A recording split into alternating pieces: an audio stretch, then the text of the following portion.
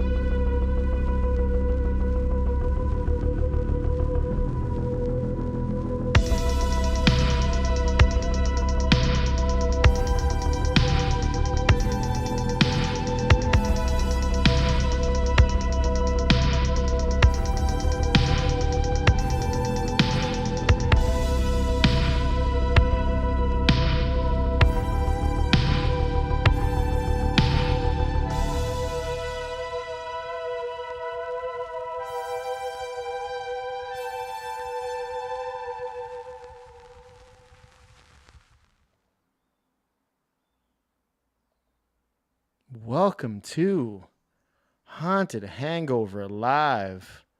I'm Louie, and I'm joined by two goons in this episode. First time we've got three of us in one live. I've got Manny. Welcome everyone to Monday Night Hangover. It's Tuesday. Tuesday. It is Tuesday, isn't it? It's Tuesday. It's Tuesday. And then the third voice, we got Chris in the Oh house. my gosh, we're off to a How do great you- start here. How do you know Monday just didn't end for me? It could still be Monday as far as I'm concerned. You don't know. His Monday was just ongoing and ongoing. Manny just hasn't slept, so it doesn't. The next day That's it. doesn't count until he wakes up. Nope, it doesn't. So- Technically, it's still Saturday morning. You ever see that video of that guy who's like, he's like, I changed the manipulated time. Like, my Yes. days are 6 a.m. to 12 What a p.m. fucking That idiot. fucking dunce. He goes, I go to bed at like 7. I wake up at 3, yeah. but then I sleep for 4 hours. So technically that's the He's start like, of the day. he's like, he stacked my days up over a year. I'm gonna beat. He's one of those like alpha male bro guys. It's so fucking dumb. Like, Literally dude, that's sounds not like- how that's not how time goes. You Literally discovered sounds like my morning, sleep afternoon, schedule. and night. Yeah. I go to sleep at like 6 a.m. I wake up at 10. Then I go to sleep again at 2, 3 in the God. afternoon or 5 or so. And I wake up. That's what I do. I get like 3, 4 hours of sleep at a time. You're entitled to now start a self-help alpha male podcast based just on your sleep cycle. That's it. What is this? That's going to be the next topic we're talking about here. But Manny, Alpha male podcast. is the next Alpha topic. Male Haunted Hangover podcast. Alpha male. Big podcast. jacked Howard. Oh God. Well, listen, he was jacked. There is a picture of him shirtless. You know what I'm talking about, Chris. Yeah. Whoa. But whoa, yes, that's a Manny. different podcast. That's a different show. But Manny mentioned some sad news Mhm. right before we started here. We lost a legend, Mhm.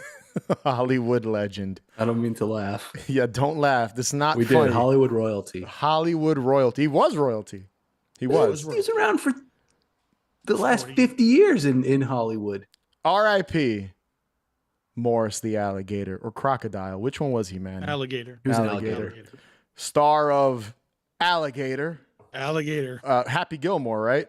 The first he one. was the alligator. Happy I don't know if he reprises his role in the second Happy Gilmore. It hasn't come out yet, so I mean, it should be him. I mean, unless he's a senile alligator. who knows? Who knows? He might be. He might Poor just. Morris. I mean, he was 80 years old, so Well, I'm having one for him. I'll pour it out.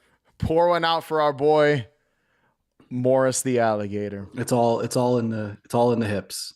It's all in the hips. It's all in.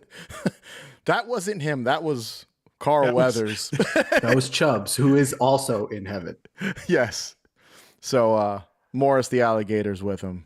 They're swinging the golf Reunited, clubs. practicing their golf swings. You think he was one of the gators in Wild Things too, as well? Maybe. I don't know. And does he have like an IMDb profile? I just looked. He does not. Oh, All right. They dropped the ball with that one, not giving him an IMDb profile. That's kind of Absurd. shitty because like dogs have IMDb profiles. Like Comet from Full House has an IMDb profile. I didn't see one. I mean, I'll look again, but he was in Alligator 2, Happy Gilmore, Interview with the Vampire, Blues Brothers 2000, and Dr. Dolittle 2. Wow. What a All filmography. right, good for him. What a filmography. So, Legend in the world of alligator actors. Right. Speaking of death. Not a bad transition. Speaking of death, got a new Final Destination coming out this week. Franchise we have not talked about on the show at all. I don't think it's ever come up. Maybe in passing we've said the name of the... I don't think it's ever been a topic. Yeah, I don't think it's never been a topic for sure. We haven't covered any of the movies.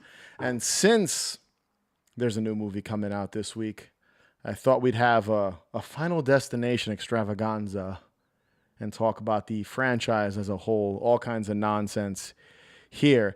Now, we'll start with Manny. Oh, jeez. Yes, starting with you, man. You know what? No, we're starting with Chris. I take that back. We're starting with Chris. Share your thoughts. Are you a fan of the Final Destination franchise? Wait. Before we start all that, can we just recognize for a second that this is entirely unplanned? We talked about this earlier. Today is May 13th. Mm-hmm. The flight in Final Destination takes off from JFK Airport on May 13th. I think the fact that you know that answers his question. That's a pretty wild coincidence. We did not plan this at all. I mean, I'm sure the marketing department for the new movie probably planned similar to the release date, right? I'm assuming. Yeah, pretty wild coincidence. May 13th is the flight that the fateful flight that Alex and his friends get off of in the first Final Destination. We're here talking about it on May 13th. That's pretty cool. Is it possible that OBS kills all three of us now? Who knows? OBS explodes in front of us and just gets everyone. That is kind of crazy. When you sent me that screenshot, I was like, that is wild that we it's a very cool coincidence. That was a happy accident. That was not done intentional. Lauren says freaky. Listen, that's what the whole coincidence is, what the entire franchise is based on, and convenience. Right. So that is eerie, if I do say so myself. But Chris, franchise, what do you think of the Final Destination franchise? Are you a fan? I will say it's a roller coaster. Pun intended. Right? Like it's yes, absolutely. But it's got some ups, some downs, some really, really downs. But like I remember, 25 years ago, the first one, like I don't know, 12, whatever I was, like it was the cast of like every WB TV show that I had watched at the time. So I was like 100% in just on that alone. And then it turned out to be fucking awesome. For me, it was the cast of every WB show I avoided. Manny knew their audience. Manny was That's how they got you. They got the horror people and the WB people, and they married them, and that was that. They got the Dawson's Creek and Scream people to go watch the Final Destination films. Manny, your thoughts on the franchise? I know what they are, but what share it with the listeners. I saw the first one in the theater, and it was fun at the time. I've gone back watching them and every time I watch it, I like it less. Like, I still don't totally dislike them, but like, they're not movies that I would watch again by choice, or like, you know what I feel like watching today? No, it's just Not your cup like, of tea. I wouldn't watch Saw like 3 through 9 again either.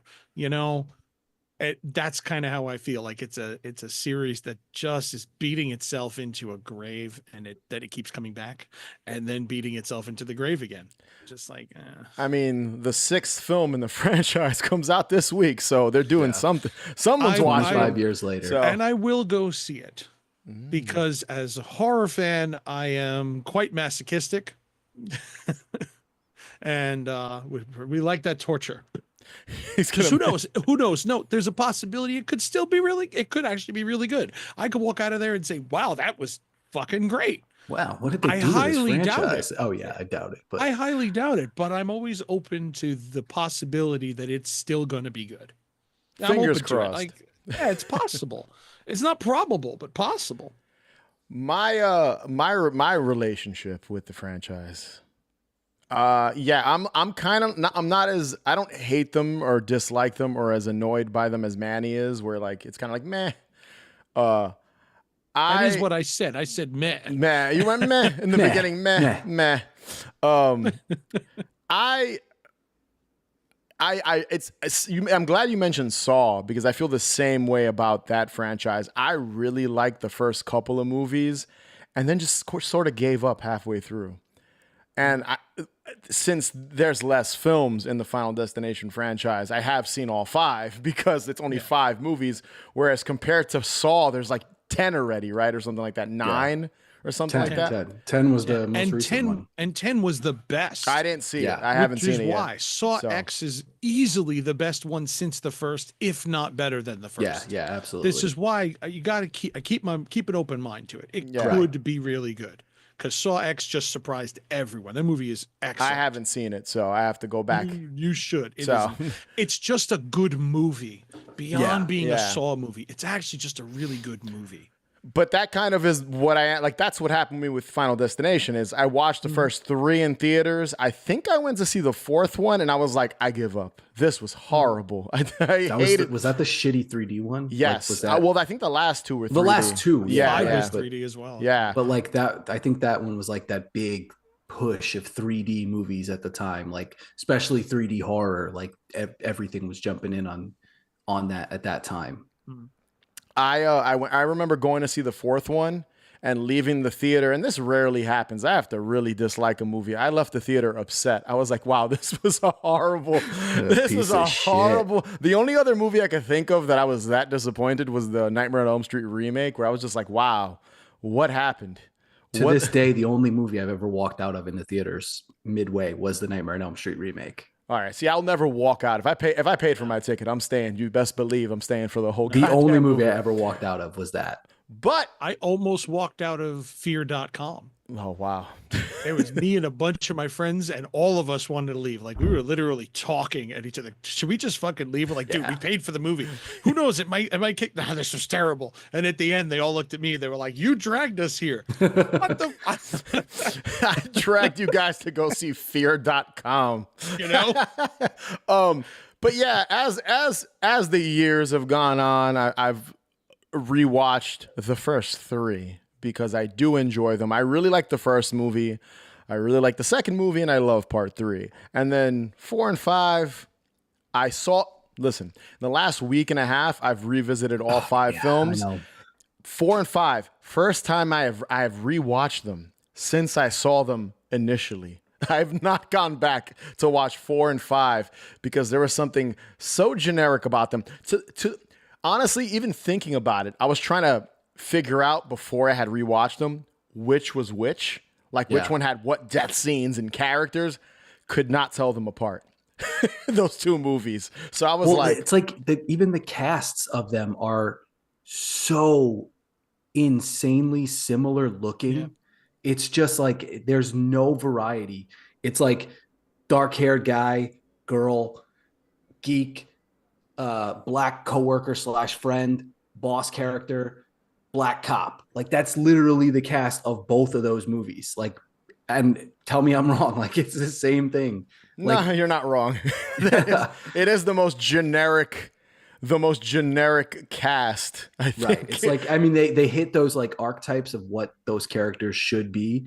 And that's it. They were just like, yeah, cool. Let's go with it. The reason why I'm not as harsh on the franchise, even though I don't like those last two movies, is because similar to Friday the 13th, it's just faceless actors. Unfortunately, I hate to say that because no actor is faceless, but people being cast to get killed. Right. They don't need to be developed to an extent, But you give a fuck about Jason. Like you're at least enjoying Jason. We have no antagonist, like, really. I don't He's invisible. give a shit. Yeah. Death is coming for them. And it bothered, like, okay, so it wasn't something I noticed when I first watched it, but this is why I said every time I watched I'd only seen the first two. I only watched part 3 for the first time a couple weeks ago. Because I said, well, the new one's coming out. We might as well go through them all. And let's, so I put on part 3 and I actually went through them all because I have this, the DVD of the 5-pack. This is the cheapest 5-pack too. They just stacked them all.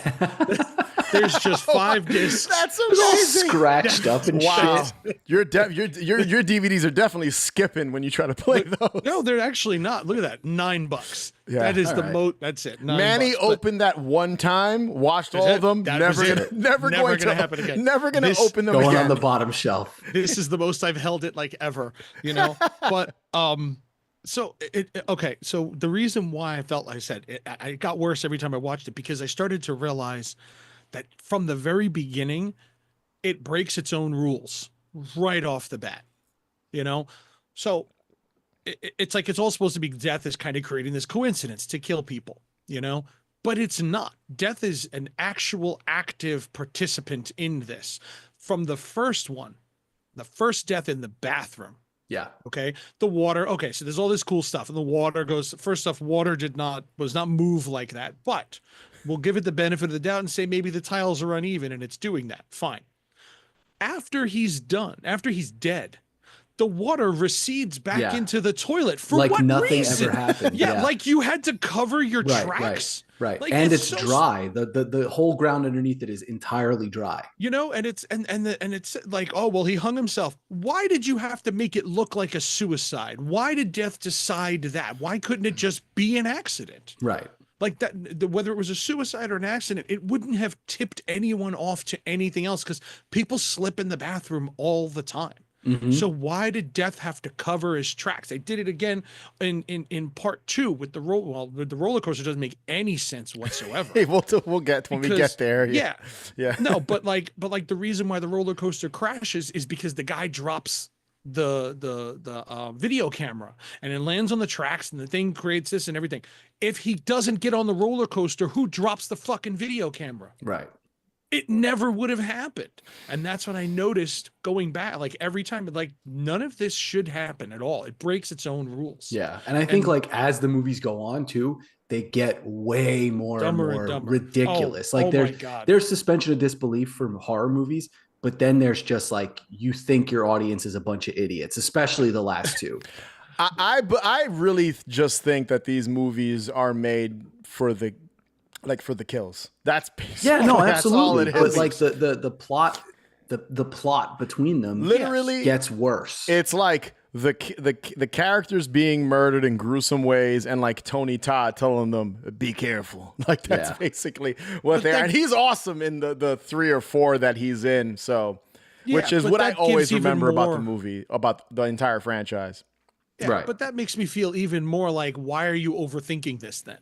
Why are the writers going out of their way to add it's like, we're here just to watch people die and to watch 1,000 Ways to Die in movie form. Right. Yeah. And to add these complexities to like give this, especially in the later ones, to give this air of like mystery for the characters to solve what's going on to get there. And then they the later ones, like you said, they go back and they contradict things that the earlier ones had already established about the rules of death and all this kind of stuff. And then they're like, well, guess what? Secret, if you take a life, you get the life, but the life might have already been ending. So if that life ends, then your life ends with the life that ends. And it's just like, get back to basics. Go back to these people escape death. Now they got to die. Like, that's it.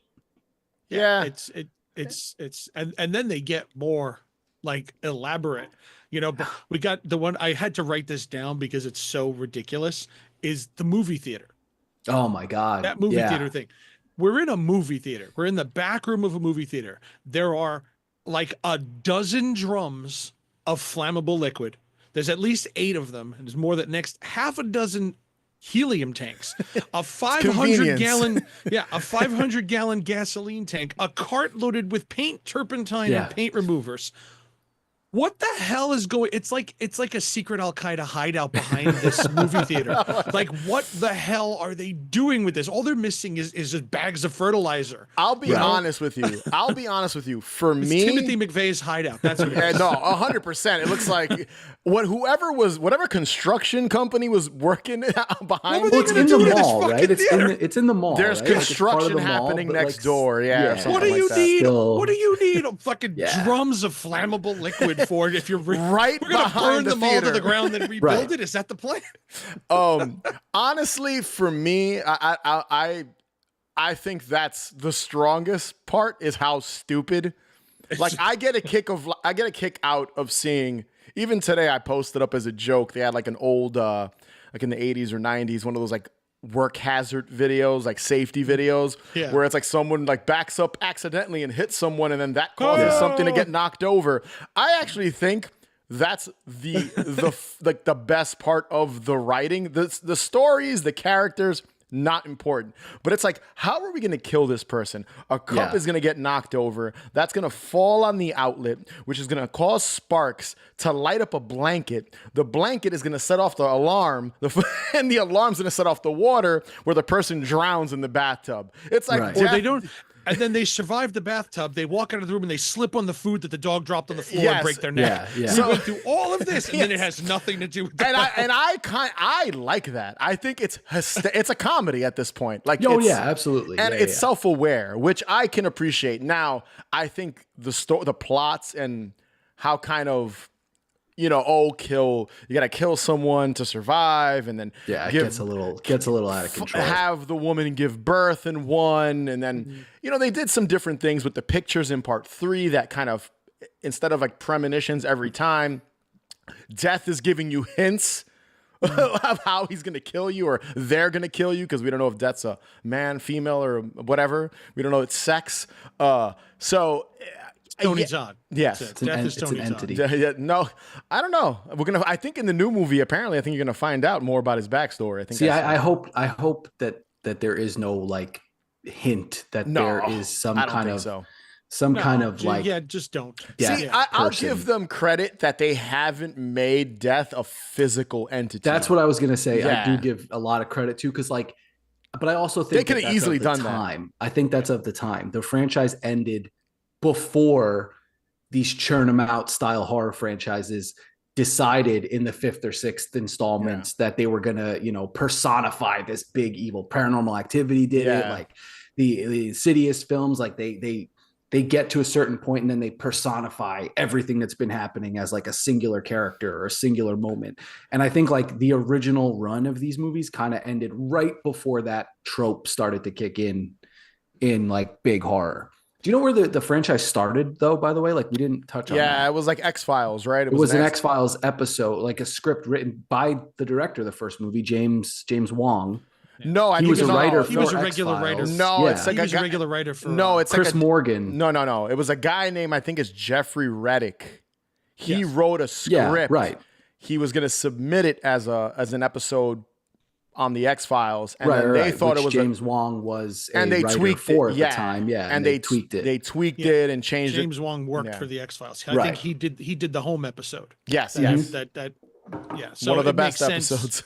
Yes. Phenomenal. So yeah, I mean, like I said, I dig the franchise. I think they're stupid, especially I hadn't seen them in a while, and for this episode, we all watched all of them recently, kind of for this. I had fun. They're dumb. They're silly. I personally don't watch them and take them serious. Like, again, the kind of remember Mousetrap? Remember that game? Remember you hit the ball and the ball throws the little guy. It's a zany action. It's crazy like a contraption. It's called a Rube. It's a Rube Goldberg. There you go. Yeah. Right. Like Pee-wee's breakfast machine. Yes. That's the over complexities to get to a simple point. Yep. To me, that's the best part of these movies. And then, even the gore effects are so CGI'd and fake sometimes where I'm just like, all right, whatever. I prefer to watch a Final Destination movie compared to some other stuff I've seen that's come out recently that's like violent and gory. So for me, at least there's a certain kind of like video game silliness to them. Yeah, there's a charm to it. Yeah, where I enjoy it. Now, I still say part 4 is still horrible. There's just decisions in that movie. We'll get to that. We're going to get to that right now. We're going to get to our ranking. We're going to transition into that right now. We're here spoiling his own format. So let's not do that. I don't want to see it right. Yeah, man, I'm spoiling my own format. All right, Chris, let's get into it. We already shared our thoughts on the movie. Let's rank them. We're going to start with Chris. How do you rank all 5 films? You want me to go down the line, all 5? All right. So yeah, from your least favorite to favorite. So 5, 4, 3. My least. Okay, least. So your least favorite. Bottom to top. We'll do it. Yeah, your bottom to top. All right. Final Destination 5 is a piece of shit.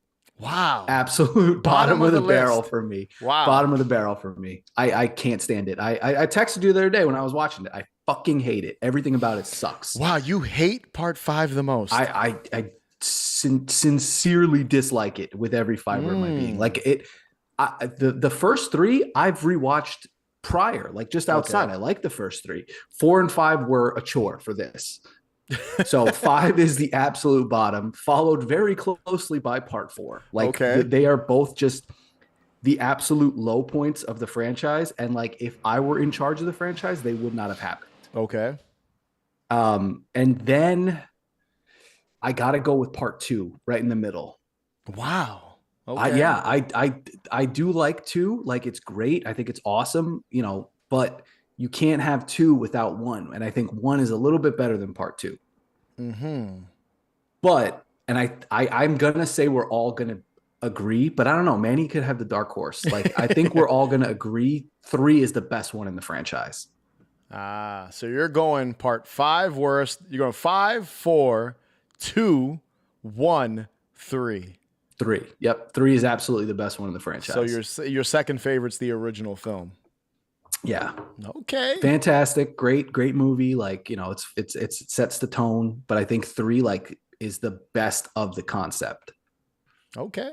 All right then. Manny. Part 4 is the biggest piece of shit. Part 4 is just unwatchable. Okay. It's so terrible. I don't even have words to describe how bad this movie is. I've seen worse. I've seen worse movies. Final Destination. I hate that they did that. The final. Why? Because it was supposed to be the final one. It was supposed to be the last. Never the. Well, also never it was the final one. 2009, and I don't mean to like go off on a super long tangent here, but 2009, that was like a trend in movies, period. Either adding the to a title or taking away removing the number. Right. The article was just like added, like even Fast and the Furious. The first one is called The Fast and the Furious. The fourth one is called Fast and Furious. That's the same fucking title. Like Final Destination and The Final Destination is the same fucking title. Yeah, it's like the trend of just like when you make a sequel, just naming it. Yeah. So Halloween is there's like 3 Halloweens now. That 2 Screams, 2 Friday the 13th. Yeah. So anyway, Manny, 4 sucks. 4 is terrible. All right, next on the list. And not far behind it is part 5. Okay. I'm looking at my letterboxd here. I gave the final part 4. I gave it 1 star. Okay. And part 5, I gave it 2 stars because it was a little better than the first one, than part 4. It was a little bit better, and I liked how they wrapped it back around to part 1. I thought that was creative, but the movie still sucked. Yeah. Next is part 2, okay. which had some interesting deaths. I'm with you. Same, right in the middle. It's some interesting deaths, but it's okay, fine. Then the first one, then part three.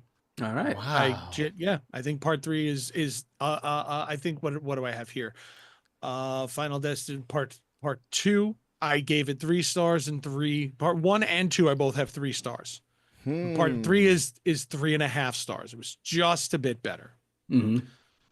Part 1 and 2 are kind of neck and neck, like Yeah. Yeah, I can see it. I Our list think are a 2 lot was alike. Yeah. I think 2 was more creative. Mm-hmm. I think it was more creative, and they definitely amped it up from the first one, which makes it a little bit better than the first one. But the first one was the original idea, so the creativity of doing this in the first place amps it up again, which is why they're kind of on par with each other. Yeah. Yeah. So my list. It's funny that It's gonna be exactly my list. Yeah. I mean, we're close. So It's either my list or your list. So- again, so so the If you worst. put 5 or 4 anywhere higher, we're just signing Yeah. off. Number one, my favorite in the franchise, part 5. No, so number 5, bottom of the list is part 4. So that's the lowest one. I hate the 4th one. I think the NASCAR crash is one of the lazy. Like they couldn't do. It's like one of the really a NASCAR crash. Like that's it's so not even regional. NASCAR. It's like off-brand. Yeah, regional But you know what it is? NASCAR. It's because it's something that it's literally people watch that stuff because they want to see a crash. So Right, like, hey, exactly. let's just Yeah. do it. Yeah. Like, I'm sorry, we saw that with Free Jack. I'm good. All right, I'm you're just not topping Emilio Estevez Emilio Estevez. and Mick Jagger. Sorry, buddy. Yeah, I just don't like the NASCAR. I think the CGI in that's really bad, and the 3D gimmick aged the worst in part 4. Like it's just you could like watching it at home. like the eyeball flying out of the screen. It just it's looks goofy. It looks bad. Like when someone gets like murdered by something, it just looks really like green screen. And That's the one where they do the Mortal Kombat like fatality shit Yes. at the end too, A right? Thousand Ways The to bones Die. cracking. Yeah. That's literally yes, a Thousand Ways to Die. Yeah, absolutely. the coolest part in that movie is that, and the very end when the people that thought they survived get hit by. And that's not even cool. Yeah, they get because it's been done in other things Yes. better. So that's my least favorite. Part 5 is right behind that one, just like basically like Manny, because you think part 4 is better than 5 on your list, Chris.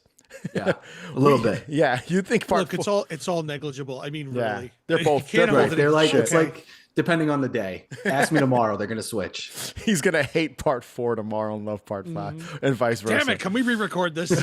So, Good dude. like all of you, part 2, smack dab in the middle. Number 1, my second favorite in the franchise, the original. I just think what I love about the original, watching it compared to the rest, it is a very dark and sort of depressing film. Like these young It has people, a lot teenagers. more of a serious tone than Yeah. the other ones. Yeah, and but it's not as fun, I guess, because they're setting things up, and the deaths aren't as kind of insane as Right, it right, eventually right. went on to become, where it just got ridiculous and over the top, like we talked about. And then my favorite is number 3, and the reason why I love number 3 is because I love rides, amusement parks, roller coasters, and I love how, like, if there's something people are scared of more than flying or driving on a highway or going to NASCAR, I guess Yeah. driving over a bridge, it's roller coasters. Like there's Yeah. a reason people fear roller coasters, and like I'm sure this movie didn't help people more so than flying, in my opinion. I feel like the people are like, you didn't watch Final Destination with the roller coaster accident in that. Like I get, right.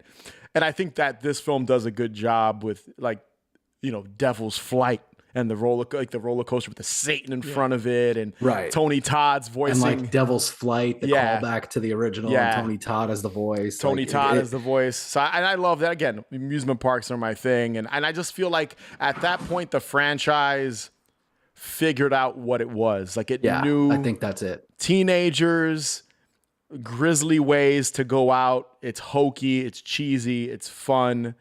And I think it has the best cast, in my opinion, outside of again, I really like the cast in the first one, but I think part 3 has the second. I would say part 3 has the best cast, but part 1 is kind of close when it comes to just the Yeah. cast, in my opinion. So similar I thought I one think of us you and would have- Manny had exactly the same. Yeah, we do. Yeah, You know, yeah. it's funny. Again, I'm looking at this and I said the same thing in my review. I think maybe finally for part 3, I think maybe finally they took this one seriously, that this was what they had always I kind mean, of envisioned, Right. and they finally got it right for part 3. It is silly too. know? Like there is a lot It of is. dumb shit in the fourth It one, is. but you know, with the one guy that's chasing the girls with the camera and the Jack guy, like the way he dies Yeah. with the weight smashing the in his weights, head. that's not how that machine That's works. not how it works, buddy. So there's certain things that are really hokey and dumb, but I still say, you know, Mary Elizabeth Winstead, she's great in everything, and this That one is definitely the most Canadian yeah, for sure. of all the productions. Chris I mean, I know Lemch is they're. I in think there. they're. Yeah, I think they're all filmed in Chris Lemp Canada. and Amanda but Crew. That yeah. I said if I had known that Mary Winstead, Amanda Crew, and Chris Lemke were in it, I would That's have how you watched it pronounce it. sooner. Look, I go Chris Lemke. Lemch. Chris Lemke. Chris Lemch. Chris Lemke. Yeah. If I had known the 3 of them were going to be in it, I would have given it a chance sooner. I had no idea that they were in it. You know, and I like Chris Lemke is great. I've always loved him. Yeah, he's Whenever always he good. shows up, you know, and Mary Winstead, she was young then, but she has shown to be incredible since then. Yeah. you know? Yeah. So it's great, and I like Amanda Crew because I mean I watched. Who does she play what's- in the? Third She's the one? younger sister. Okay. Yeah, she's All the right. young sister. Okay. She's in oh damn it, the name's not coming to me. The Silicon Valley. Okay. All Yes. I watched Right. that show, Right. and I love her in that. I think she's great. I've seen her a few other things as well. So if I had known, Yeah. I would have watched it sooner, just for the 3 of them. And this and part 3, Glenn Morgan and James Wong came back for part 3. Right. They weren't Right. in part. Yeah, 2. they skipped so 2. So that makes sense. Why you go from 1 to 3? These 2 work very, very well together because you have the original creators back to it. Yeah, there's just something about 3 I love. It just has a certain vibe that the other ones don't. Maybe the closest is the original film. And then this, Yeah. I feel like the second one is sort of like they tried, like, man, you said they kind of one up it. They try to one up part 1. Right. Sort of like Aliens, where they do more aliens. We got more deaths and we're Exactly. killing kids in this The one. same thing again. Just I also bigger think that part 2, it has, not that it suffers, but it's the only one that has a character continue over from one to another. I will say outside this. of the Tony Todd character, right? Yeah. But it's the only one that has that happen. So like by the time you get to 3, you have this clean slate of characters, right? Because there's nobody that's lived through this before. So you get to experience it again for the first time with these characters. And yeah, they have like the research of what they've done and like, you know, all that kind of stuff. But like having the Ali Larter character, it's not that it's detrimental to the second movie, but it's sort of like more distracting because like she's a secondary figure. Yeah, she's the second main character in the first one, but she's secondary to Alex in the first one, right? Like it's his visions. And then suddenly she's the Ripley anchor character in the second one of like, oh, I know what I'm talking about. Like, so it kind of suffers in that way, right? Like she's great. She's awesome, but it has like, it's not a franchise that needs to be tied to recurring characters. See, I feel like I wish, in my opinion, I wish they would have kept her alive. Spoiler, That's she what I was dies in literally the gonna second say. one. Yeah, That's literally- because if they had kept her Yeah. throughout, and then by like part 5, they Brought the her back. reason why Yeah. she never died to tie it all together, I 100% felt the same way. I was feel like- like her dying kind of, well, why'd you bring her back at all then? Right. See, that's know? what I'm saying. And Like get through half of the movie too. Exactly. It's like detrimental at that point to have her there Yes. it if is. that's where the story ends. Mhm. it would have been cool because she could have been like, you know, they could have made another movie, even now, like the new one, bring her back, sort of like what, you know, they're doing that with all these legacy sequels I and thought stuff. honestly with the title Bloodlines, which by the way is one of my fucking least favorite subtitles nowadays. I thought that they were going to go some kind of way with that. And maybe they still are. Who knows? Like this could be like they're all, you know, the bloodline of the people from the first one. Like could be something like that. But I thought like that maybe with that kind of title, that's maybe what they're going to do. Yeah, That's my theory. it would have just been cool to have her come back years later, and she's been avoiding death for 15 years or whatever. Like I mean, the 20 padded years. room thing, like Mhm. she's in here on her own. I mean, they Keep could have that going. They could have brought her back for the second one. Just don't kill her off. Have her survive. That's what I'm saying. And, Keep that aspect of her fear and her, like stretch that out over 25 years, right? Like she'd be an absolute lunatic. All right. Now, opening premonition. There's only one in each film. Set the tone. They set the tone. It's one of the things everyone remembers when it comes to these movies. So let's rank the opening premonition. Chris, start with you. We're going same way, least way, best. Least to best. All right. It's almost the same as my list in order, almost the same. But no, I think that I'm going the race car premonition, absolute bottom. Okay. Also, I don't like that guy's face. the lead guy. He doesn't poor guy like somebody I want to root for. He doesn't have like a I don't even remember what he looks like. Looks like the guy in the fifth one. They look like the same guy. But anyway, like he just doesn't have a face that I want to be like, yeah, dude, like survive. Like, nah, kill him, get rid of him. So 4, race car, bottom. 5, the bridge. It's just so boring. Like the bridge collapse. I know that's a terrifying reality, right? Like I'm sure I'd shit myself if I was on a bridge that was collapsing, but it doesn't make for an entertaining disaster in the movie, right? Like it's like an earthquake situation. Yeah, exactly. Like that, yeah. Then I'm gonna go part 1, the plane crash. Okay. Strictly because I don't think that it is crazy enough. Like, I don't think that, it's the first movie. So they didn't get to that point of like these over the top elaborate deaths within this premonition. So yeah, it's like, it's fine, but it's right in the middle. Then I have part 3, the roller coaster for the premonition. I just think it's awesome. It's great. It's cool. But I think that as far as like part 2's opening, the logs and the truck on the road, that's one of those, like, it's in the zeitgeist of the world. Like, even if you really aren't familiar with the Final Destination movies, you're driving with somebody and you come up behind a log truck, one of you is going to be like, oh, got to get out from behind that. Like, it's kind of like that has transcended the Final Destination franchise. I feel like it's kind of ingrained in society at this point. Like, even so much that like the marketing for the new one has brought that back. Like, they have a truck driving around with logs on it to like market the new Final Destination. Obviously, they're not going to fuck around with like planes and market those kind of premonitions, but we don't want to do outside that. of Newark Airport. But like, I think it's just it's the most iconic of the premonitions, in my opinion. I can agree. I agree. Manny, your premonition ranking. I'm very close. Racetrack is the 4th.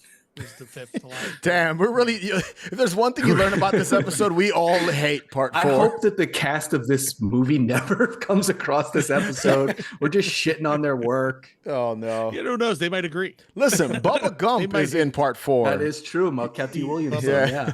He is the best part of that movie. So. Okay. So yeah, the worst is the racetrack. Then the bridge. I like the bridge. But like I said, okay, I've seen bridge crashes and in movies before, and great. Yeah. I've seen this 100 times in movies before, and some movies have done it much better than that. Number 3, the roller coaster. Is my 3rd.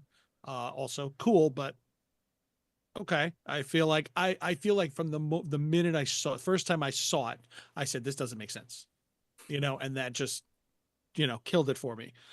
Then the airplane as my 2nd, and 1st being the log truck.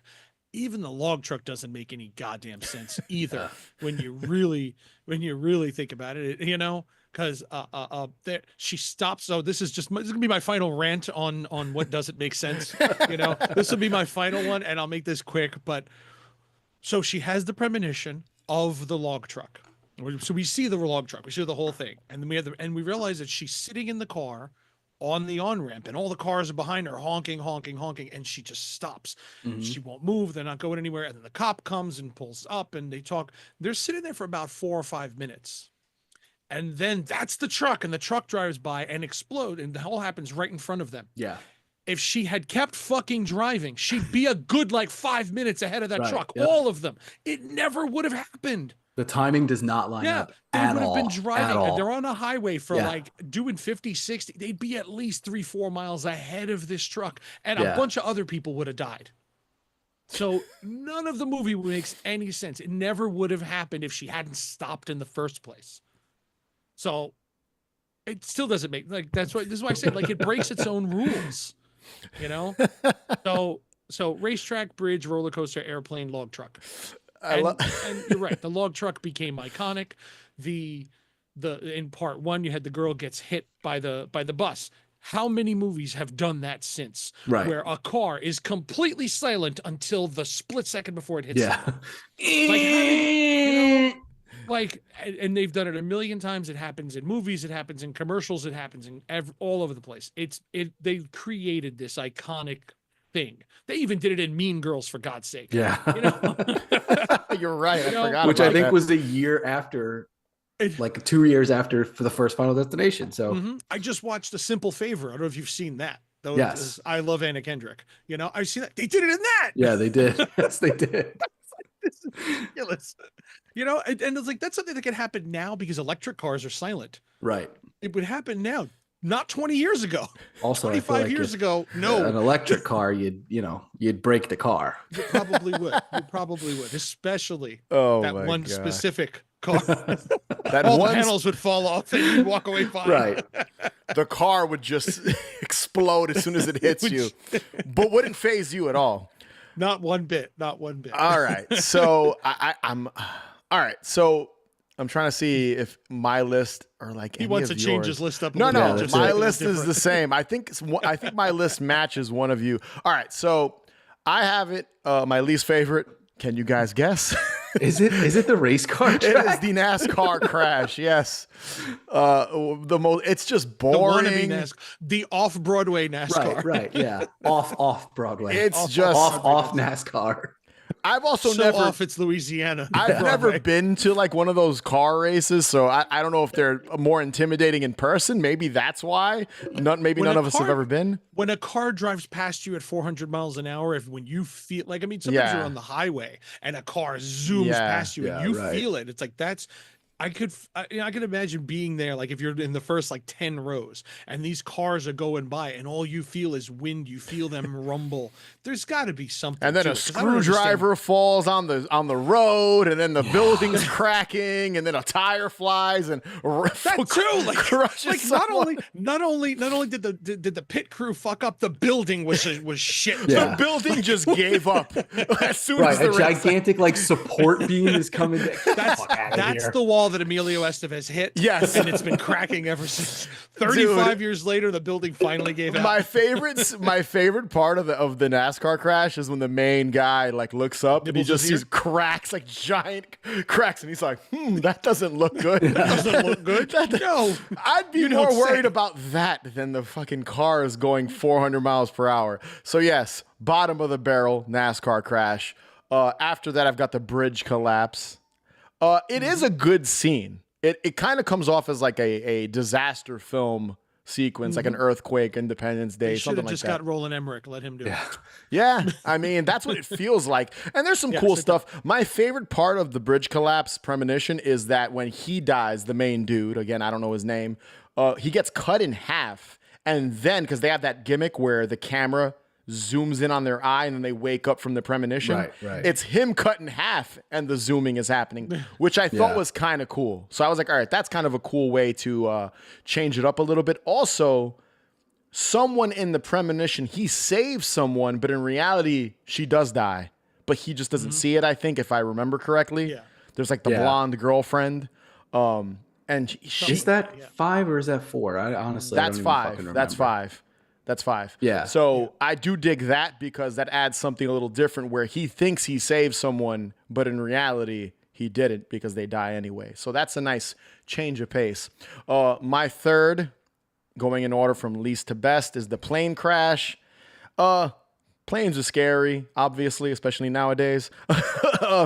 But it's just a lot of fire and explosion. There's really nothing the concept of a plane crash is terrifying, but we all would agree.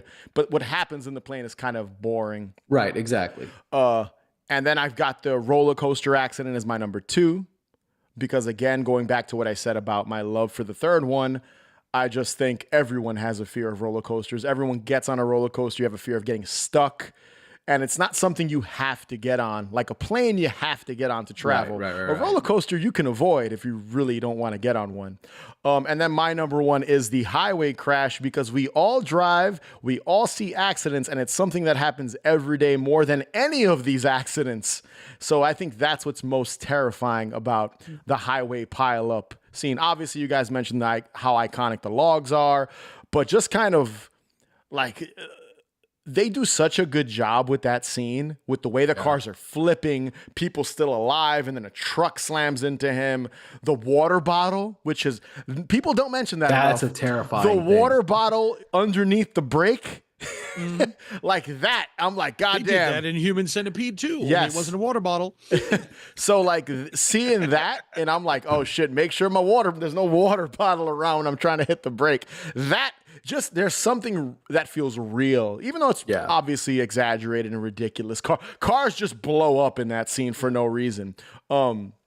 It's still scary because there's an anxiety attached to it that like it could happen. That's why more so than the rest of them. That's why I'm ranking them that way, because it's like the roller coaster and then the highway. Because to me, the highway, everyone drives. And what I do like about that scene, and we'll move on to the deaths and the kills, is I like how you're seeing like everyone's in a different kind of situation. You've got the mother and son, you've got the friends going on a trip, you got the coked out guy, you got the douchey lottery dude, you got the guy on the motorcycle, the cop. Everyone's kind of got their own life and their own, that's how it is on a highway. Everyone's got their own story. And I do like how they did that, because none of these people know each other, but they're forced. Strangers brought together by this circumstance. So I do like that, because the other films, everyone knows each other for the most part. So I do like how they kind of changed it up for the sequel, at least compared to the first movie, where it's a group of classmates and stuff. So number 1, highway crash. Till this day, anytime I'm on a highway, I think of this stupid movie. If I ever see any giant truck. Well, that's, you know what? I think that's honestly, regardless of how you feel about any of them, that is the strength of the series as a whole. Yeah. It takes these mundane things that everybody, and it literally puts this fear in your head. It's the Jaws effect. Yes. That suddenly people didn't. Speed did it. Every time you're in a bus and a bus makes a sharp turn, suddenly now you think this bus might flip over. Yeah. Like that's something you did not consider before Keanu told you, get on the right side of the bus. Right. You know, Keanu. I won't go skiing after watching Frozen, not the Disney version. You know, I love how skiing got you paranoid to ski. I don't want to get eaten by wolves.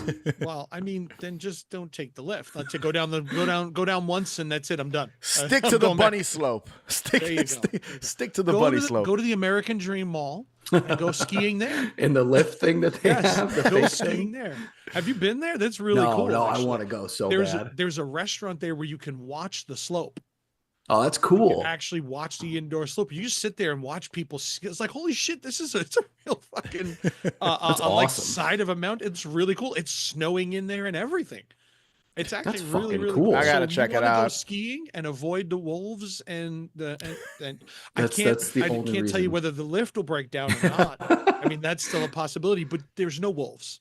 But yeah, if that one breaks down, that's okay. Like you're indoors. That's it. They just tip it over, you fall out. And Before we go to our favorite kills, I will say the new tower collapse, just from the trailers and stuff I've seen, does look pretty cool. So I have a feeling that's going to be a good. It's gonna end up ranking pretty high.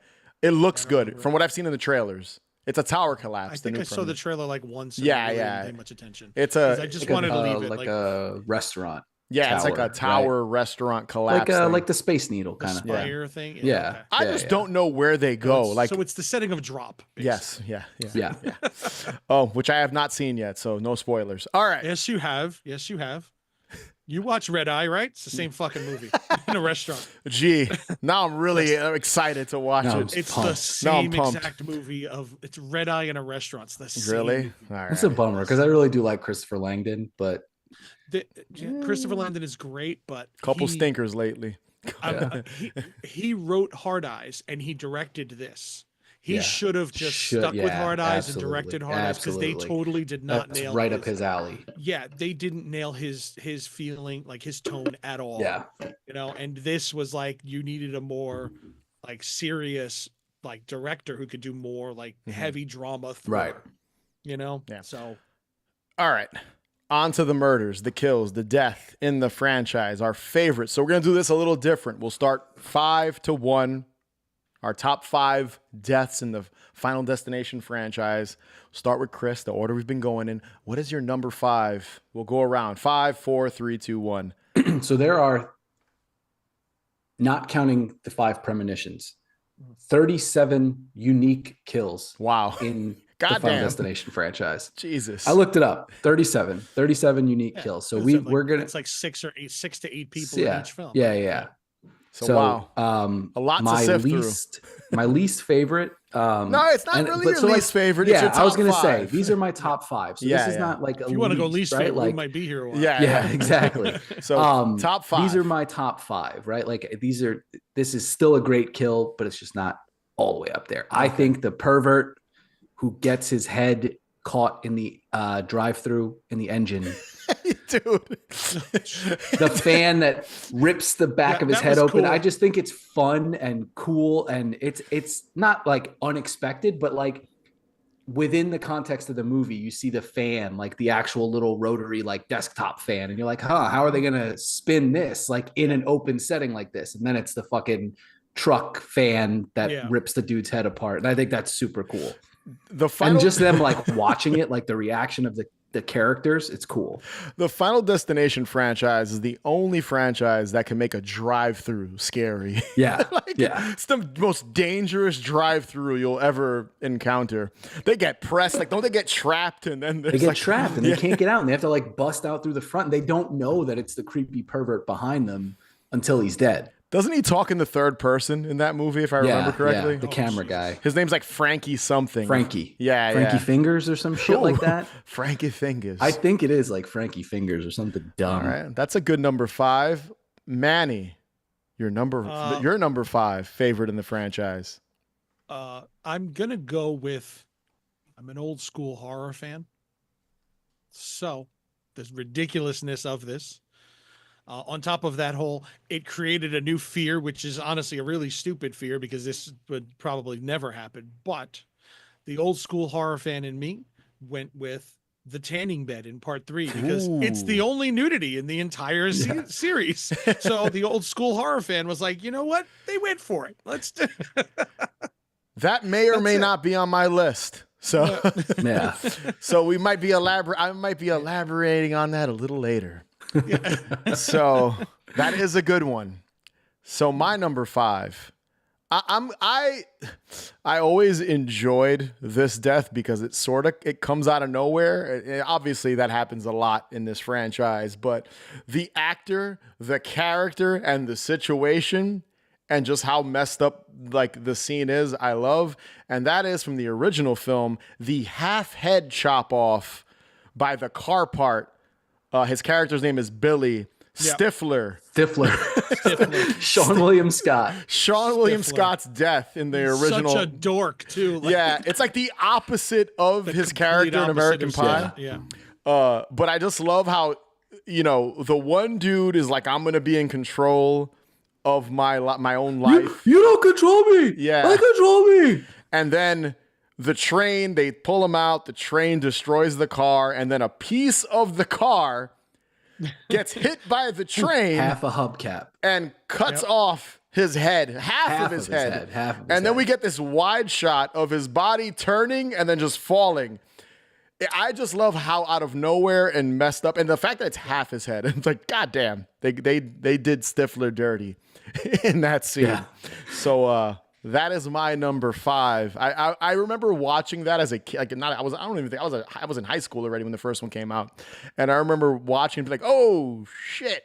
God, I did not expect that. Similar to the bus when she gets hit by the bus, I was not expecting the because there's no buildup to it. It's just like it happens. You see the they piece show of like metal, the little it rattles a little bit, and then it just decapitates him. Yeah. Messed up, twisted scene. All right, Chris, number 4. That one might come back a little bit later. Might come back. Right. I don't know. Got some dupes. So number 4. I had a feeling some of us were gonna pick each We're other's. gonna have some dupes. Yeah. For number sure. 4, I think, is the funniest, most ridiculous death in the franchise.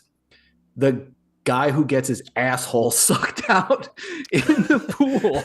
It's so fucking dumb. That had potential to be better than it was, though. In my opinion, he goes down to get his lucky coin, and his asshole gets stuck on the vacuum of the pool, and it's so goofy. It's so goofy. But like, you know, like if you were like a kid going to pools and stuff, let's be honest, who didn't like go up to the suction on the side of the pool? Put your dick in the suction. Put your dick in the suction. Well, Chris is the dicksmith. Chris is the dicksmith. Put your butt on it. He You put is your the hands dicksmith. on it. You put your face on it. Like that's you would do all that stuff, right? Chris, you're living up to the. I am. You are the dicksmith. I am. What is it called? Mr. Skin, right? I'm the Mr. Dicksmith. Skin of Haunted Hangover. Did you tell him? I don't think he tell knows. Yes. Yeah. No. He We doesn't talked about it. We talked He about knows. it. He knows about it. He knows. Chris Dicksmith. Chris, are there any dicks visible in the Final Destination franchise? No, I don't think so. He is the Even like the one guy who's for some reason cooking without a shirt on.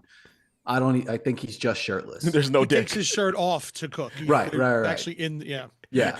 But yeah, the fucking the dude's asshole getting ripped out. I'm not just his asshole. His entire intestines get ripped out.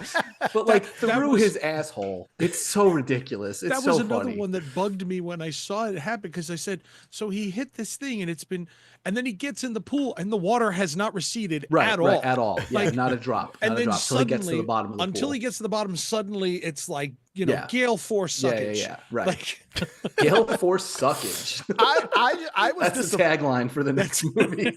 I was disappointed with that one. I felt like it would have been It's a little so goofy. Seeing I think that's him why get I like sucked. It's goofy. like I would have liked to have seen him get like sucked through the hole, but you don't see it. It's just like his well, you know, butthole. like, I do like that actor. Like the actor is like kind of ripped and stuff, so you get to see like as he's struggling, like you see all his muscles, so you see like he's really struggling to get out, and then fucking his ass just gets. But there's no poop. There's no poop in it. You're gonna tell me this guy had no poop in his body whatsoever? They couldn't CGI that in for Like the they blood. put they show at the end, right? Like all the blood fills up in like the little tank thing, but there's no doo-doo in there at all. That's the most unbelievable part.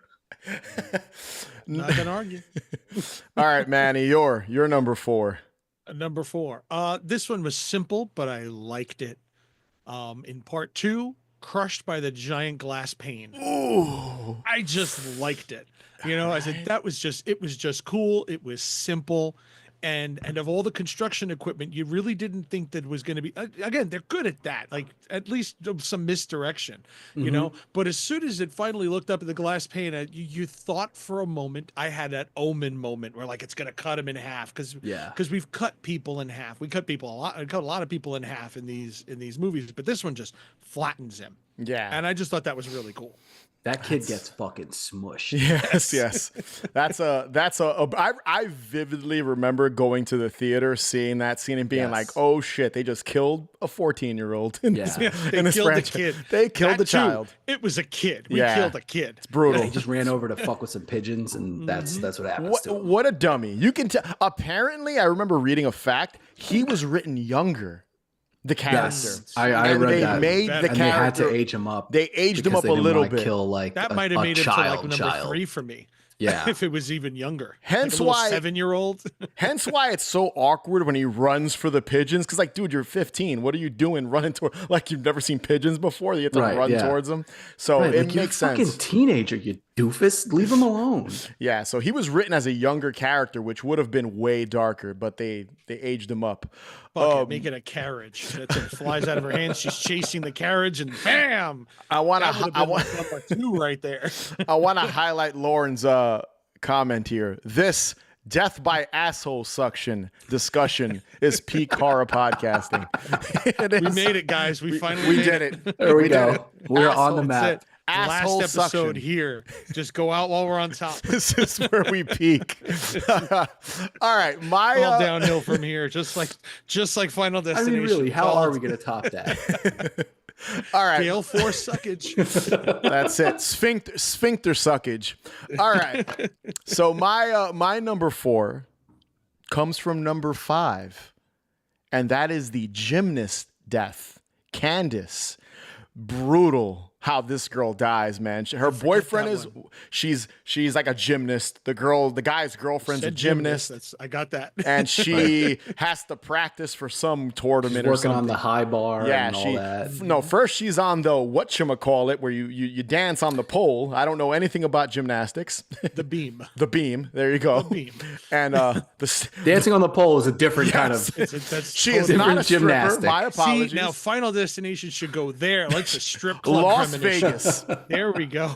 Listen, Going to Vegas. Haunted Hangover, giving you guys ideas. The Vegas Opening Final strip Destination. club disaster. Yes. Strip- So I'd she's watch that one. So she's doing her gymnast stuff, and then she ends up jumping on the bar, swinging, doing that whole thing. And then another girl's practicing. She steps on the screw that falls, that the first girl, Candace, is avoiding. And then that girl actually hits the screw, knocks over some gymnast chalk. The chalk, the LeBron James chalk. Blows in her face, which has her let go of the bar. She does this crazy flip, lands on her upper torso, and her back, her spine breaks, like folding her in half. It's brutal. I think I have no memory of this. it is the best I might have death. fallen asleep. It is the best death in that movie, and probably the best thing in the 5th film, in my opinion. This is part 5. Well, This is part 5. I'm gonna have to Yeah. YouTube that scene because I'm not. Going It's a cool. You're like, it's an oh shit moment. You're like, oh, she gets she folds, and you see her spine ripping. That, ripped open. Her it legs also are has that good misdirect, like Manny was saying with the other one. Like Yeah. you think it's gonna be the nail, you think it's gonna be this, and then like it keeps going, keeps building until it finally like cracks. Yeah, it's just gross. It's like gross. You're like, oh, ugh. She's all contorted and shit. It's just not fun. All right, Chris, number 3. I'm gonna go with Chris Lemke's death in Final Really? Destination 3. Yeah, I love it. I think it, like, again, unexpected. Also, kind of the first like villain Cherry picker, right? in the cherry picker Yeah. smashes him, lands on him, and smashes him right in half. So like, he's also like, he's the first real villain, like human villain that you have in the franchise, right? Like he antagonist, not a villain, right? He's an antagonist. He's pissed off that his girlfriend just got any fucking sense. Got the nails in the face. Yeah, right. He is. But in that movie, he's an antagonist. I think like it's a cool visual, like with the fireworks and everything going off in the background, and then the cherry picker landing on him and smashing him in half. It's a little more simple, but I think it just fucking rules. Like it looks cool. Yeah, the ending of that one's really cool. I like the whole Renaissance fair or whatever the hell it's supposed to be at the very end. I always dug that. That is a good one. Isn't he like flipping them off when he's dead or something? Like his middle fingers out. Yeah, his middle fingers out. Yeah. That's he's a funny caricature of a goth kid. Yeah. Let's get a kick out of that. Chris Lemke's great. He is great. He's great in the movie too. Just how sarcastic he is. I think in this one we got 2 different ginger snaps. Yeah, the boyfriend in the beginning. The first boyfriend who dies on the roller coaster. He's the guy that gets infected with the blood pee. Yes. Yep. The blood urine. All right, Manny, you're number 3. This one, going back, we go part 2, Kat Jennings' death right in the beginning, PVC pipe through the head. Oof. I thought it was really cool because the misdirect is great. It goes through it and misses her entirely, and you think she's fine, and then the airbag goes off, pops her head back, and it goes through the back of her head. I just thought that was really cool. Yeah, that's a rough one. It's like she totally thinks she's safe, and it could have killed her multiple ways. And that was unexpected. Doesn't she curse out the guy? Does. She's like, get me out of this car. The stoner guy is like dies right before her, right? I think he's right after her. or right after, is it Yeah, after yeah. or before? I don't know. It's a whole, like, it sets off a chain reaction Yeah. that those two deaths are like back to back. Yeah. Yeah, that is a good one. I always remember that's another like oh shit. I mean, they're all oh shit moments for the most part, but that's a really oh shit because it's like what I love is a safety mechanism is what kills her. It's not even like what's supposed the to irony of it all. Yeah, it's supposed to and save it kills her her life. very, very similarly to how she should have died in the first place. Right. With a log, or now it's a PVC pipe. Yeah, it's that's a good one. I dig that one. My number 3 from Final Destination 3. And Chris just mentioned it. Nail gun to the face. Well, Aaron, aka the goth girl in the third movie. It just looks nasty. When I think like sawdust gets blown into her face, it causes everything gets blown into people's faces, and that's how they trip. She trips back and lands on the gun with her hand in her face, so the nails shoot through her head, through her hand, and you just see like her face all messed. It's gross. I've always I vividly remember going to the theater to see that one and being like, oh, that's the worst one in the whole movie. You could feel that one. Yeah. That one's a nasty one. That's my number 3. It's funny that Chris just mentioned it. You just said it, Chris, too. You were like, you mentioned the nails to the face. All right, Chris, number 2. Again, and I said this before that I was bringing it back. It's so simple, but I think like as far as unexpected deaths go, Sean William Scott's in the first one. I love how it's very simple. I think it's the best death in that movie. In the first Final Destination, I think it's the best one, and it's just unexpected. It's a cool visual. It's fun. I really like. I put it high because of it just being like a good death scene. Yeah, I mean, and then it's a known actor. You recognize him, and I think that's it. Yeah, just kind of piggybacking off of what I said earlier. Yeah, it's the best one in the first movie.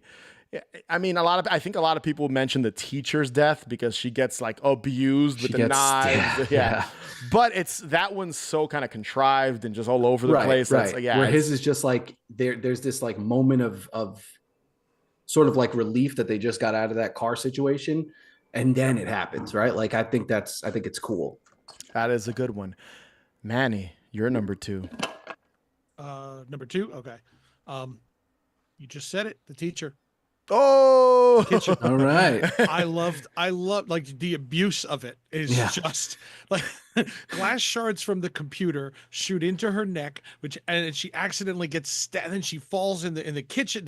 There's fire everywhere, a knife through her chest, and then this idiot like takes it out of her. Why? Like, but Devin Sawa was pretty ridiculous in the first movie. He's great Devin though. I love Sawa him. was one of my problems with the first movie, and it had nothing to do with his performance. It's just him. I can't take him seriously. Like he just has that goofy face, and just like what's her name from True Blood, with those teeth. Anna I just Paquin.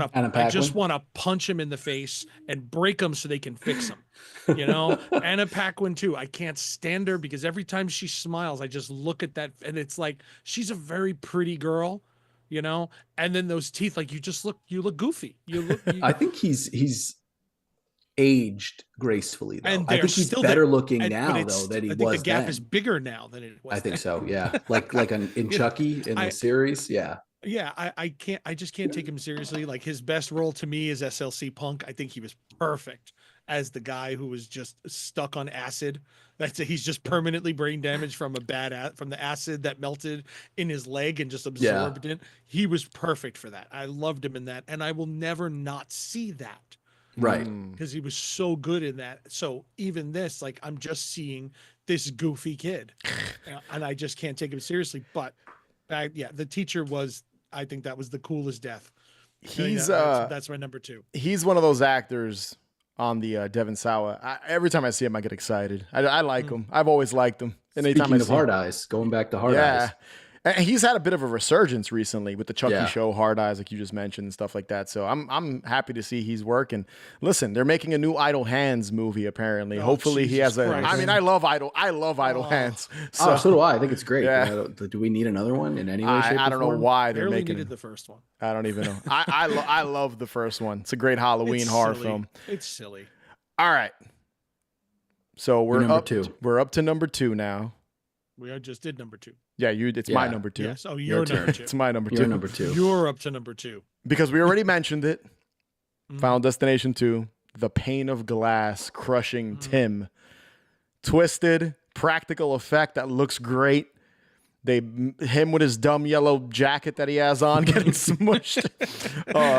Him chasing the birds like a dodo. It's just a great Back to scene. the safety thing. He's got a yellow 14-year-old jacket. kid. Yeah, 14-year-old kid chasing Yeah. pigeons. But back to the safety Goofball. thing. He's got a yellow jacket, which is what you would wear so you're purposely seen. visible. Right. Yeah. On like a construction site or something, you'd be visible so people see you.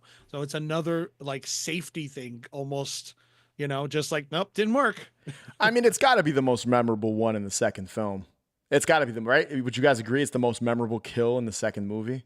And I just said the teacher is. Well, no, that's the first movie. Oh, yeah. In the No, second no. film. No, I don't know. PVC I might pipe as well. disagree. Oh, I might disagree. All right.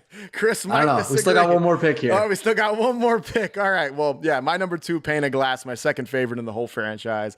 It's rough. It's and it's hilarious. And then the whole buildup with him and the dentist and the little thing falls in his mouth and you think he's gonna die on the chair, but then it's a random pane of glass that they pass outside. All right, Chris. Numero uno.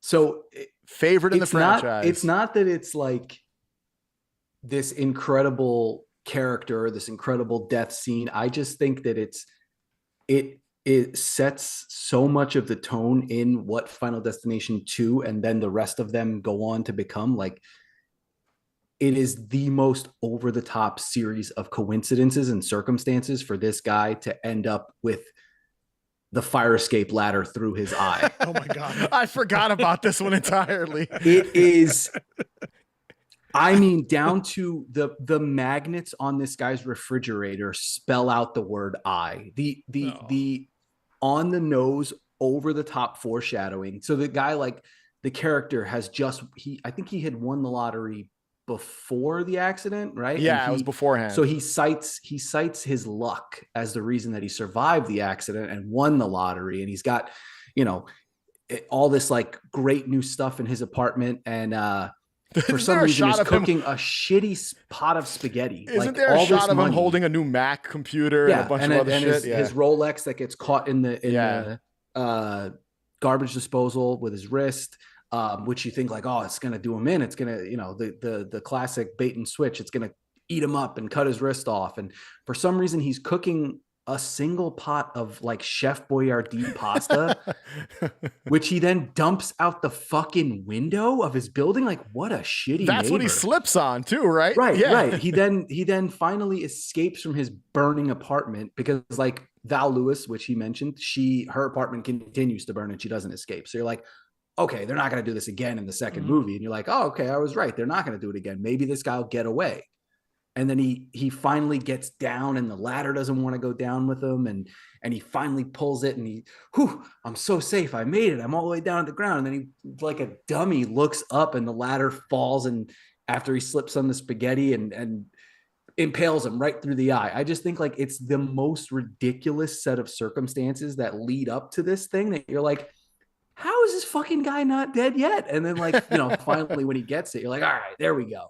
I just think it sets the tone for like what Final Destination went on to be, Okay. like these over the top, ridiculous Rube Goldberg circumstances to get to this very simple death of his getting crushed, right? His skull getting crushed. And he's like a crappy character. He just sucks. There's a lot of characters that just suck and like they're just bad people. Death after the premonition. He's the first death in the movie. And I think like it's great. No, it is a good one. All right, Manny, your number 1 death in the franchise. Number 1, we mentioned it earlier. This is my favorite one. Nail gun. Oh, Nail gun. I love the sequence of events too. It's another so ridiculous. So the chain falls off. Chain falls, turns the forklift on, which drives into a pegboard. Hammer drives it, and the hammers fall, which hits the lift, which makes it lift the whole wall up, knocks everyone back, and all the wood comes falling down. Then she falls backwards into it's a nail gun to the back of her head. Yes, Yeah. that's what it is. not It the goes face. Through It her goes head. through her Goes head. back- Yes, yeah, you're it goes right. You're right. backward, and she does that, and it comes through, and it was just the gore. The effect of it looked so. It was like, again, it was like an old school slasher film. It was something like Out of Pieces or Nail Gun Massacre or something. Yeah. It was so cool and so bloody and just so graphic looking. Yeah, you can't I even love tell. that. It's like a combination of a dummy, a practical effect, and CGI because you see her eyeball moving. Which And, is the like, best, which her is what hand. CG should Yeah. do. It should be Right. it should be an It's accessory. an enhancement. Yeah. You know, like the first time I ever saw CG really done perfectly for it was Murder Party. Oh, okay. And they take the chain, it's a chainsaw to the guy's head, and they had taken the chain off. The way they did it, they took the chain off of the chainsaw and they put the little half moon in it and put it on his head, and then they animated the chain. Okay. You know, and it's like that's what CG should be doing, is you should have the practical effect and then just let it Aiding the make it look- practical effect. Yeah, Terrifier 2, he overlaid her eyes. That whole her in the bedroom, that whole thing is a body, is a Right. mannequin that he created, and then they actually filmed her eyes and he overlaid it onto it so she could look around the room. Okay. That's the sort of thing that I think that CG and all that could really help with. You know, other than and then the whole series goes into just CG blood spitting at Yeah. the camera. Yeah. Right. Exactly.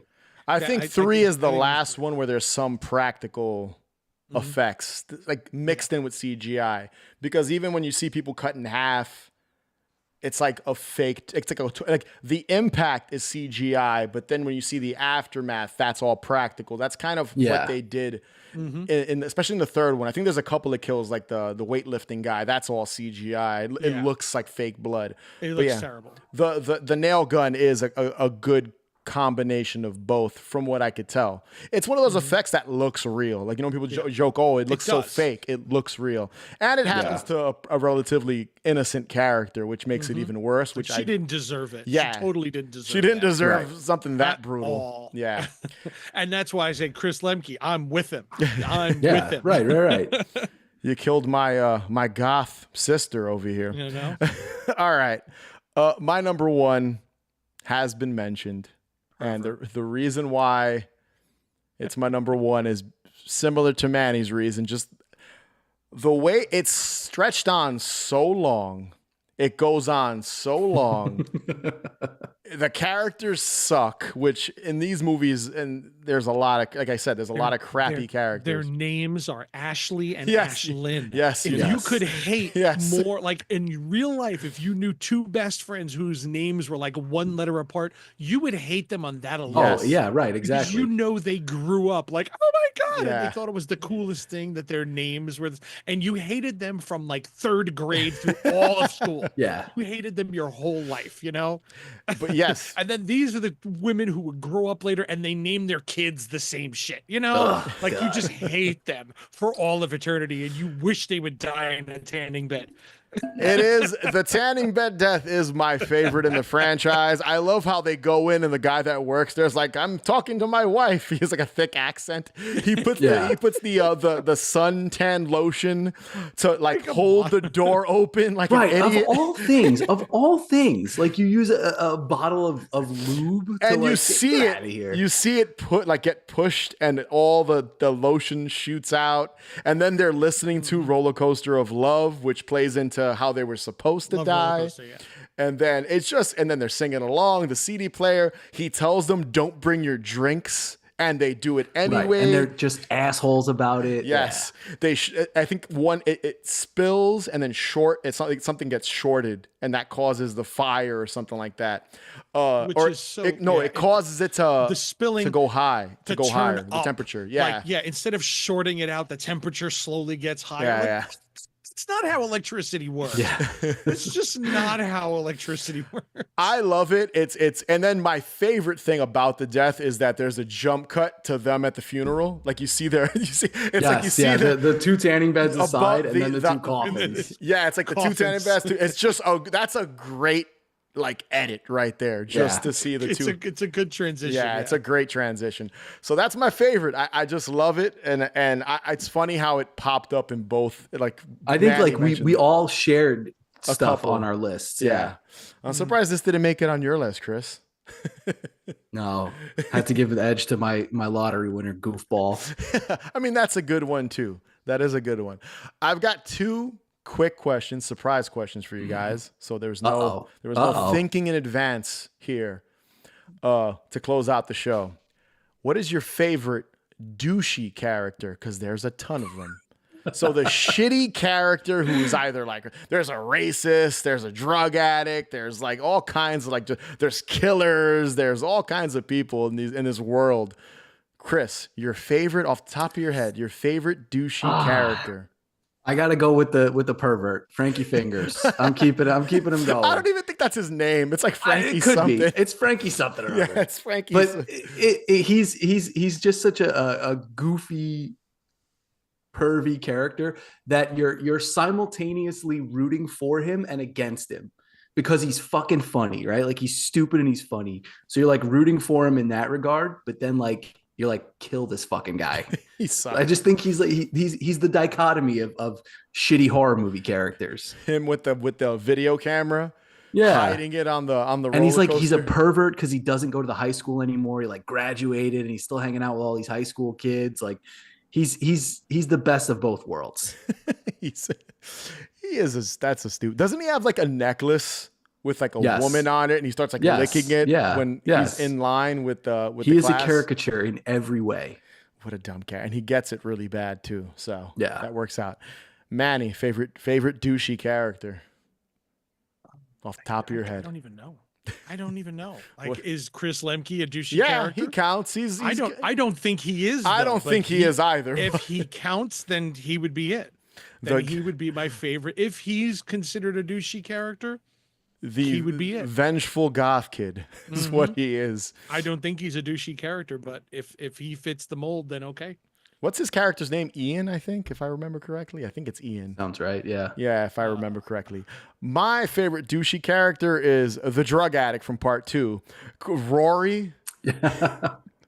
The coke guy. That's what I called him, the coke guy. I had to look up his name because I had no idea what it was right before we went on. I was like, what's that character's name? His name's Rory, and Jonathan Cherry plays him. Yes. That's the actor's name. Dude, he's like, so in the beginning of the beginning premonition, he's on the highway doing coke. The cop drives past him, and then he looks at the cop like, what you gonna do? Like after the cop drives off and he's all nervous. Then later on, he has a scene in the elevator where he like takes off his shoe and asks the guy if it smells like dog shit. It's like the dumbest stuff. It's like, this is such a stupid character. And then he does cocaine. He takes a bump right before he gets cut into 5 million pieces by the wood and the barbed wire thing that explodes and then goes towards him. And he's literally doing coke, going like this, looks up, and then gets killed. It's the douchiest of characters. Yeah. And he was just recently in that wrestling one with Jericho. Dark Match. I didn't watch that yet. So I don't even know. All right. Second surprise question. Favorite lead. I was going to say like just main protagonist because it could be two people because technically a lot of these films have two people. It's always a couple of some kind. So start with Chris. Favorite main protagonist? Easy. It's Mary Elizabeth Winstead and the dude in 3. 100%. The dude from Halloween Resurrection. He was in the dude from Halloween Resurrection and the Luck of the Irish. Put some respect on the Luck of the Irish. Ryan Merriman is his name. I have someone that I just mentioned the movie, and I think he might agree with you. Yeah, I agree. Motherfucker. I mentioned Halloween Resurrection. That dude was in Halloween Resurrection, so Busta needed to make an appearance there. Sorry, guys. Manny, favorite main protagonist? I mean, mine would also be Mary Winstead. But since he used it already, I'm just gonna break the rule. Ali Larder. Yeah. I think she was the most solid in the first film too, and having her come back in part two was good to see her again because she was my favorite character in the first one. You know, and like we said earlier, I wish they would have found a way to move her through all of them, and I think that would have been really cool. You know, that she just somehow it skips her, and then because there's a new chain reaction, she goes back to the back of the line again, and then she keeps like, you know, it keeps skipping her somehow. I think that would have been really cool. But Mary Winstead with Ali Larder as the secondary. Yeah, I have Alex and Clear Rivers as my favorite as well. So Because weird for her to be named Clear and not Claire. yeah, By the And way, you know how just you like know a how long I weird, real watched? weird. You know how Yeah. many times I saw and I thought that her name was Claire the whole Yeah, time yeah, until I yeah. looked it up. Clear, because they even Clear. say it like Yeah. that Canadian accent. That Yeah, says yeah. what's- It's not that's not a fucking name. she's a Clear River. I don't know. I like her. Like we already talked about her bringing. It'd be nice to have brought her back in the future. And I like Devon Sawa. I love Mary Elizabeth Winstead too. So she'd be kind of like the runner-up for me. But since you mentioned her already, I think we all think she's great. So at the end of the day, doesn't matter. But yeah, Alex and Clear Rivers are my favorite. Yeah. But that's the show. Hopefully, Wait. yes. I have one more Okay. thing I want to. Okay. And because you guys seem to know this more than I have, more of a question for you that Okay. maybe you can answer it. Okay. What is with the SpongeBob references? Oh, I have no idea. There's SpongeBob references. Okay, so I was afraid I might have to explain this, but the fact that you love it, so you're not going to go back and watch them again for this. So in part 3, when they're in the drive-in, when there's drive-through, he says it's SpongeBob that lives under the sea, and she looks at him and she says, "It's sad you know that." Very random bit of dialogue. Okay. Right. In part 4, the coffee shop Death by Caffeine is the SpongeBob font. Interesting. All their logos are the SpongeBob font. Okay. Then in the SpongeBob movie, there's a scene. I don't know how. I've never seen the movie. I've just seen the scene because I started looking up why do they make SpongeBob references in 2 separate movies? And maybe it's in the others and I didn't catch them all, you know, which is why I'm asking. Maybe you guys noticed. I don't know. But in the SpongeBob movie, there is a scene where SpongeBob and Patrick are both on a desk of some sort, like an artist's angled desk or something. And someone has turned, I don't know if somebody did it or they somehow found themselves, but there's a heat lamp on them.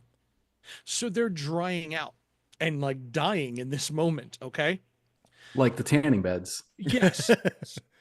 But wait, because they're drying out, all their water is kind of coming out of their body. A drop of water comes off the desk, goes down the wire of the lamp into the socket, shorts out the heat lamp. The lamp sparks, smokes, sets off the fire alarm, and saves them. It's an intentional Final Destination reference that instead of death saving them, instead of death killing them, they are saved by a Rube Goldberg.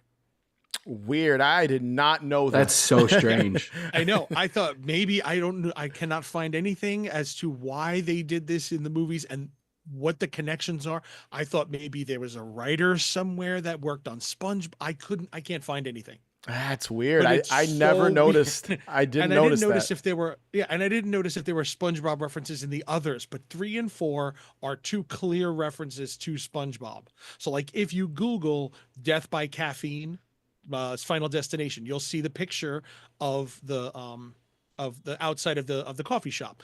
Then Google SpongeBob font and you'll see it. It's the same exact lettering. And inside the restaurant, inside the coffee shop too, there's all different signs, like just like the pricing sign or whatever, and it's all SpongeBob font. Wow, I did not even pick up on this at all. I am excited to look this up after we're Chris done is here. watching I'm not gonna all- lie. Chris is gonna watch all 5 movies and find every SpongeBob Is Easter it? egg. Is it like a Tommy Westfall thing? Like, is SpongeBob in the Final Destination universe like shared? You know, it's weird. I don't. Maybe there's more in the actual SpongeBob movie. I said I haven't seen it. I only found the scene because I was looking for what is the connection. I figured maybe it was a writer or someone or a producer who worked on both the show and. Guess I'm not sleeping tonight.